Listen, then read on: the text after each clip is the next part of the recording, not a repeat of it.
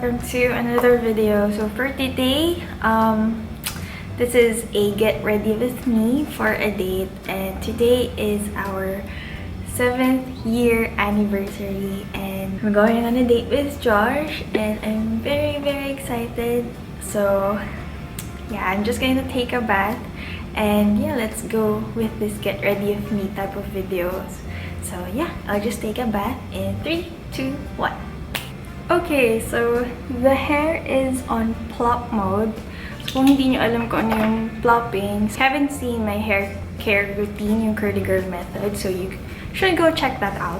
But first, it's time to put on some contacts because usually when may muta pa ako, when may special occasion and everything, usually nagko-contacts ako para hindi ako nakasalamin. I'm just using tong EO 1 year light brown contacts. Let's get started!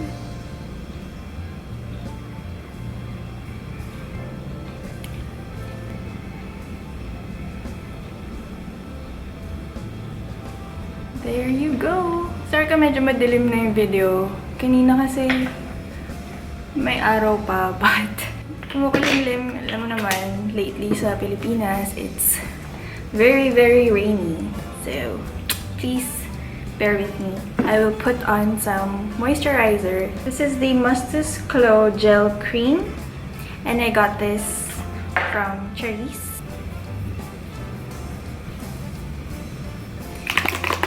Next is this Petal Velvet Sunaway from Althea, and it has SPF 50. This is still my favorite sunblock for my face because it's lightweight,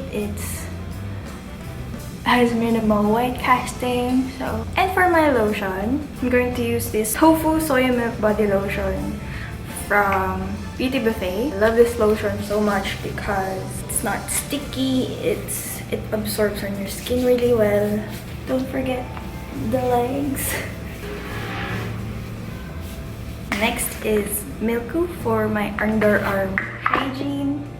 Of course, ayoko naman mangamoy throughout the day. So, yeah, we're doing this. This is a get ready with me video and legit, this is what I do. So, I am showing you. Let's start with makeup. Lately, hindi na ako nag-heavy makeup. So, usually, sobrang light lang. Sobrang lightweight. So, it's easy to apply and, you know, magaan siya throughout the day. So, that starts with this Skin Layer Primer. This is my favorite primer ever. Matagal ako mag-oil dito and it's a really good primer. So, next is this Star Secret Soul Star Aura Cover Cushion, and I got this from Charisse again. And so far, this is my current favorite cushion. So it looks like this, and you press like that, and you get like this, and you pat like that. It's really easy to put on. It's quick and easy. Sobrang tamad ko na mag-makeup ngayon. Hindi tulad dati na, sige, 10-step foundation. Pero ngayon parang, nah. Okay, so I'll just do voiceover na lang. So here I'm using my eye primer na VDL, which I got from Althea also, just to prime my eyes. Next, I will use my brow Zing powder, or basta yung eyebrow kit from Benefit. I really love this for my eyebrows. Next is this Tropicana PH Banana Loose Powder, and I really love this powder.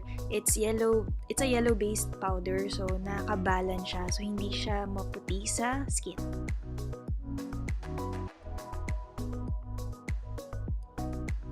So I'm just taking out my plop para matuyo naman yung gel, and it will help with the drying of my hair.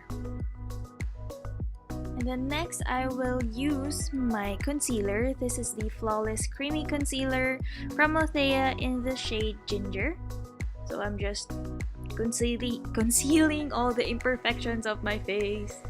And then next, I will use for my eyes the TwoFaced Chocolate Bonbon palette. And yeah, I will use this color to set my eye primer. And then, gusto kong gamitin tong color pink kasi, you know, it's a lovey-dovey date. So, gusto ko naman color pink. So, lalagay ko lang siya sa outer corners of my eyes. Oh, outer lang. And I will use tong mocha shade. Tapos, i-blend ko dun sa pink shade para hindi naman super overpowering nung color pink. May blending action tayo. So, it looks like that. Medyo pangit yung lighting, but yun. And then I will use tong eyeliner from Stila. Sobrang favorite ko to. It lasts the whole day. I love this so much. So, ayun. Nasisilaw na ako. So, it looks like this. Super simple lang.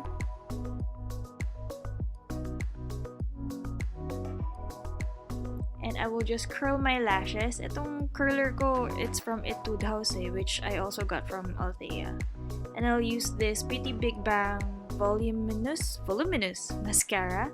And I will just use this on my upper and lower lashes. Ito, I'm trying not to make that face. And then I will use this Bling Bling eye pencil thingy from Etude House. Hindi ko mahanap yung shade, pero ayan, yung itsura niya.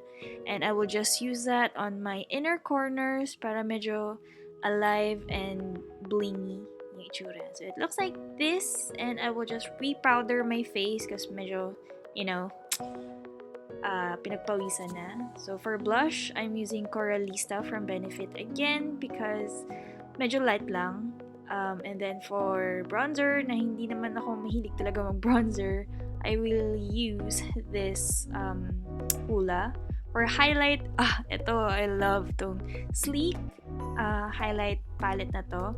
Ito yung Solstice so I was just using tong lower right corner na shade, and I love this for highlight.